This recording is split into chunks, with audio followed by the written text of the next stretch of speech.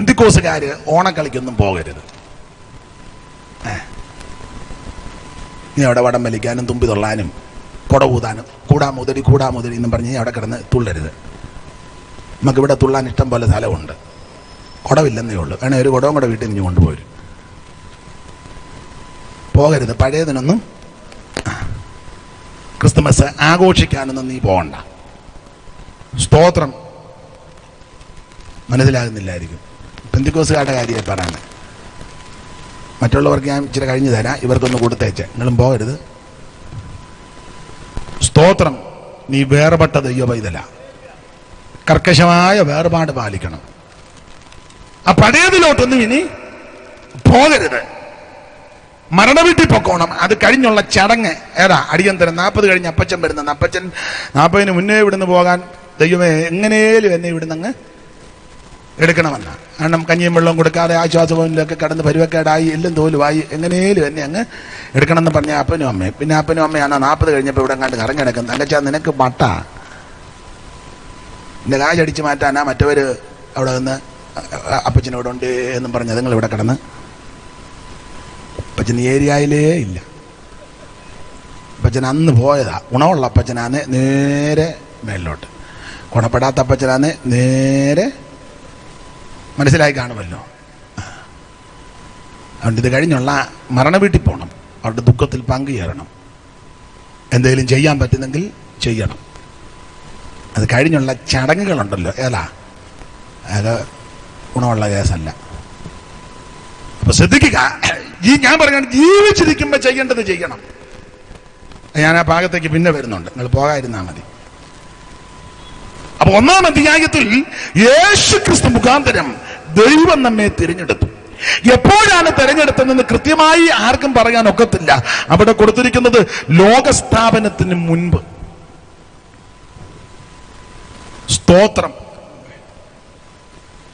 ഒരു സംഭവം പറയേണ്ടതായിപ്പം, പക്ഷെ എല്ലാവരും അത് പറയുന്നത് കൊണ്ട് ഞാനത് പറയുന്നില്ല. സ്തോത്രം. സൈമൺ സാറ് അത്യാസന്ന നിലയിൽ കിടന്നപ്പം വേറെ സാറന്മാർ പുള്ളിയെ കാണാൻ ചെന്ന ചരിത്രമാണ്. അപ്പോൾ അവർ ചെന്നപ്പം ഇവർ വേറെ വിഷയങ്ങളായ പറക്കി. സാറിനൊടുവിൽ സംസാരശേഷി നഷ്ടപ്പെട്ടെന്ന ഞാൻ കണ്ടിട്ടില്ല. ലഭിച്ച അറിവിൻ്റെ വെളിച്ചത്തിൽ സംസാരശേഷി ഒന്ന് പോയെന്ന. അതിന് പെന്തിക്കോസ് ചില ആൾക്കാർ പറഞ്ഞ മറുഭാഷയ്ക്കെതിരെ പുള്ളി പറഞ്ഞത് കൊണ്ടാണ് ഞാൻ വിധിക്കുന്നില്ല. കാരണം മറുഭാഷ പറഞ്ഞ പല ആൾക്കാരും ഒന്നും മിണ്ടാതാ പിന്നെ പോയത്. ഒന്നും മിണ്ടിയില്ല. പോകാൻ നേരത്തെ കണ്ണു മറിയുന്ന കണ്ട്. അതുകൊണ്ട് നമ്മൾ ആരെയും കയറി വിധിക്കണ്ട. അതൊക്കെ തമ്പുരാൻ ചെയ്തോളും. കശാന്ന് മറുഭാഷ പറഞ്ഞ മറിയാമ്മ പിന്നെ അനാവശ്യം പറഞ്ഞാച്ചാ ഇവിടുന്ന് പോയത്. സ്റ്റേജിൽ നിന്ന് മറുഭാഷ പറഞ്ഞു സ്തുതിച്ചാട്ടെന്ന് പറഞ്ഞ അപ്പൻ അവസാനം തെറി പറഞ്ഞാച്ചാ ഇവിടുന്ന് പോയത്. കോട്ടയം സൈഡിൽ നിന്ന്. മനസ്സിലാകുന്നുണ്ടോ? അതുകൊണ്ട് നമ്മൾ ആരെയും വിധിക്കണ്ട. വിധിക്കുന്നത് ദൈവമാണ്. എന്തായാലും സാറിന്റെ സംസാരശേഷി ഒടുവിൽ നഷ്ടപ്പെട്ടെന്ന്. അപ്പൊ സാറിനെ കാണാൻ എസക്കേൽ സാറും ചെറിയാം സാറും ഷൗമേൽ സാറും ഒക്കെ ചെന്നെന്നാ ഇത് പറഞ്ഞുള്ള അറിവാ. അപ്പോൾ അവരെ ഒന്നിച്ചിങ്ങനെ കൂടി സംസാരിച്ച് സാറിങ്ങനെ ആറന്മുള കുന്നംപുറത്ത് തറവാട്ടിൽ കട്ടിലേക്ക് കിടക്കുക. ഇവരെവിടെ ചെന്നെന്നാ. അപ്പൊ അവരിങ്ങനെ സംസാരിച്ച കൂട്ടത്തിൽ ദൈവം ഇവരെ തിരഞ്ഞെടുത്ത വിഷയങ്ങൾ അയവറക്കി വന്ന കൂട്ടത്തിൽ ഷൗമേൽ സാറ് പറഞ്ഞ എന്നാലും ദൈവം നമ്മെ കണ്ട് അമ്മയുടെ ഉദരത്ത് വെച്ചേ കണ്ടല്ലോ. ഉടനെ മിണ്ടാൻ മേലാതെ സാറ് അവിടെ കിടന്നുകൊണ്ട് ഇങ്ങനെ കാണിച്ചെന്നാ പറഞ്ഞ്. അതിലും മുന്നേ അന്ന് മിണ്ടാൻ മേലാത്തോണ്ടാ. അപ്പോൾ എം വി ചെറിയാച്ചൻ ഭക്തനായ ആ നല്ല മനുഷ്യൻ പെട്ടെന്ന് ചിന്തിച്ചു പറഞ്ഞു, ബ്രദർ ഷൗമേലെ തെറ്റി. അമ്മയുടെ ഉദരത്തിൽ വച്ചില്ല, നാം പിണ്ണാകാരമായപ്പോഴേ അവിടുന്ന് നമ്മളെ കണ്ടതാണ്. അപ്പോൾ സാർ അവിടെ കിടന്നുകൊണ്ട് പിന്നെയും കാണിച്ചു. അതിലും മുന്നെയാണ്. പുള്ളിക്ക് മിണ്ടാൻ മേലാത്തോണ്ടാ.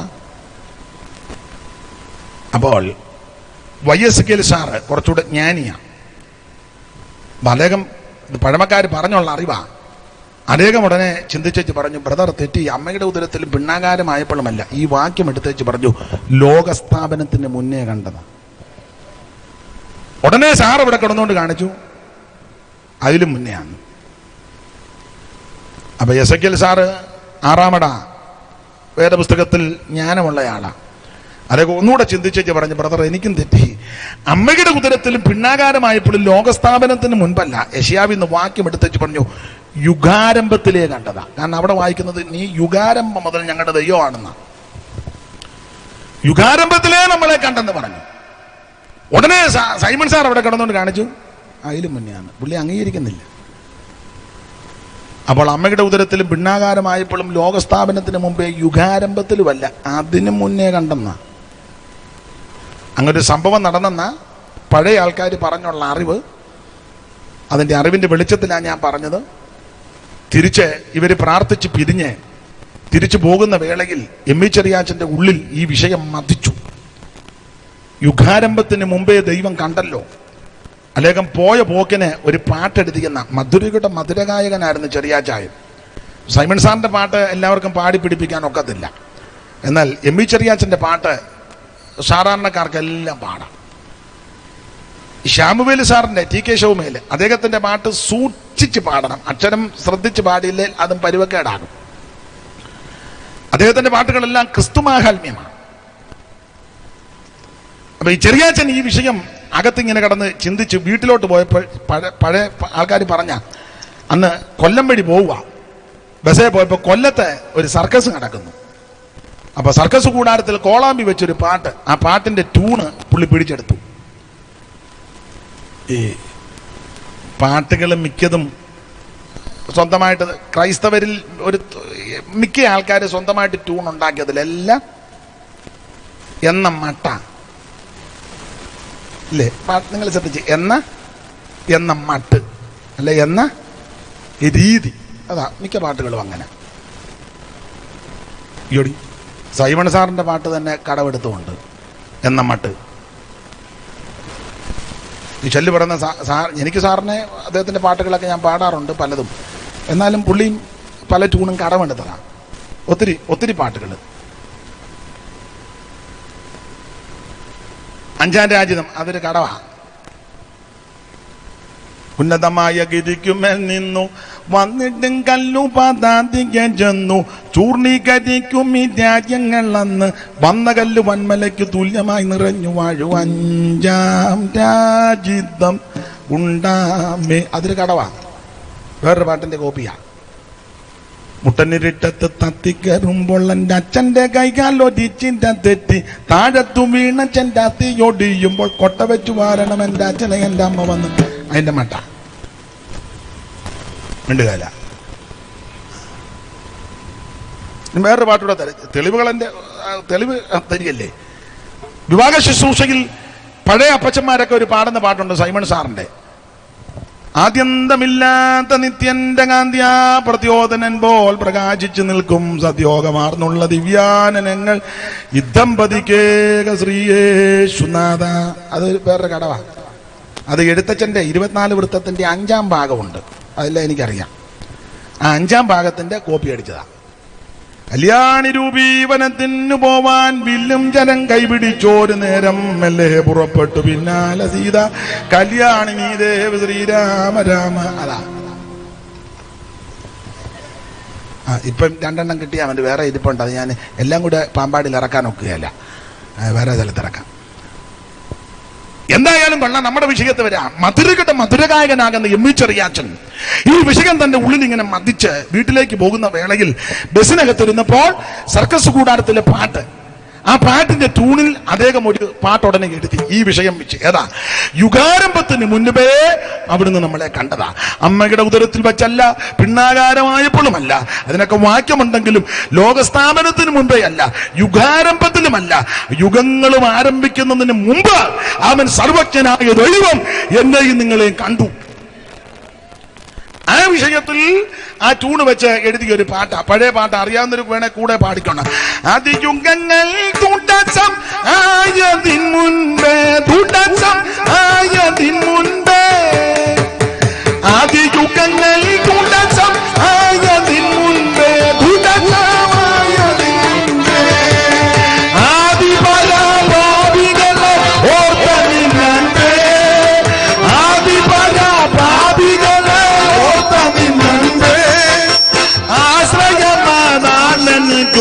ഭാഷയിൽ പൂമ്പേ ദിവ്യകാരുണ്യകാമേ ദിവ്യകാരുണ്യകാമേ മകാത്ഭുതമേ കാൽവരിയിൽ കാണുന്ന സ്നേഹം മകാത്ഭുതമേ കാൽവരിയിൽ കാണുന്ന സ്നേഹം മകോന്നതൻ വഹിച്ചിടും ഈ ലോകത്തിൻ പാപം മകോന്നതൻ വഹിച്ചിടും ഈ ലോകത്തിൻ പാപം മകോന്നതൻ വഹിച്ചിടും ഈ ലോകത്തിൻ പാപം സർവലോകത്തിൻ ശാപം സർവലോകത്തിൻ ശാപം തിരുസഭയെ നിന്നത്താൽ വാങ്ങുകയെന്നോ നിന്നത്താൽ വാങ്ങുകയെന്നോ തിരുസഭയെ നിന്നത്താൽ വാങ്ങുകയെന്നോ നിന്നത്താൽ വാങ്ങുകയെന്നോ തിരുഹിതത്തിൻ നിർണയങ്ങൾ ജീവിതമെന്നോ തിരുഹൃതത്തിന് നിർണയങ്ങൾ ജീവിതമെന്നോ തിരുഹൃദയം ഏഴകൾക്കായി തകരുകയെന്നോ ദൈവം കൈവിടുകെന്നോ ദൈവം കൈവിടുകെന്നോ തിരുഹൃദയം ഏഴകൾക്കായി തകരുകയെന്നോ ദൈവം കൈവിടുകെന്നോ ദൈവം വിടുകെന്നോ മകാത്ഭുതമേ കാൽവരിയിൽ കാണുന്ന സ്നേഹം മകാത്ഭുതമേ കാൽവരിയിൽ കാണുന്ന സ്നേഹം മകോന്നതൻ വഹിച്ചിടും ഈ ലോകത്തിൻ പാപം മകോന്നതൻ വഹിച്ചിടും ഈ ലോകത്തിൻ പാപം മകോന്നതൻ വഹിച്ചിടും ഈ ലോകത്തിൻ ശാപം സർവലോകത്തിൻ ശാപം സർവലോകത്തിൻ ശാപം സർവലോകത്തിൻ ശാപം